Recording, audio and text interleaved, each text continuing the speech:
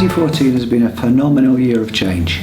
I think it's true to say that we've seen more reform, more change, more innovation in 2014 than any time in the last 30 years.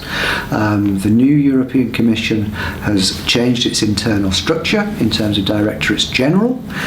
Juncker, the new president, has changed the system of vice presidents of the Commission and individual commissioners. The change in the mandate, the effect of the election, the fact that an election led to an elected president, all of that is the big picture change, and that in itself is phenomenal.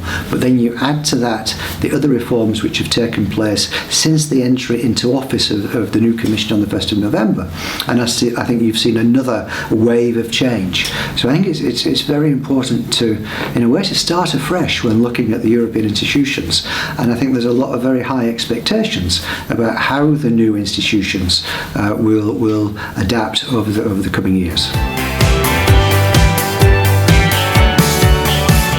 Okay, the Spitzen candidate thing has to lead to an increasing interest with the public.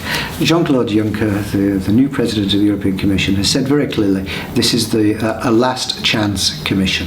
I think it's very important to recognise the importance of that logic.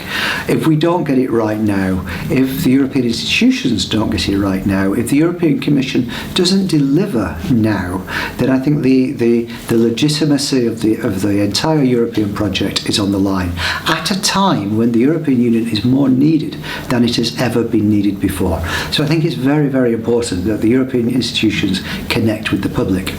I also think it's very important to remember, or at least not to forget, that for the first time ever we have a president of the European Commission who holds his office as the result of a European election. Add to that the fact that he holds office on the basis of a programme which was presented to the European Parliament in July as part of his election process by Parliament, but a programme which also featured essentially as part of his manifesto in an election campaign.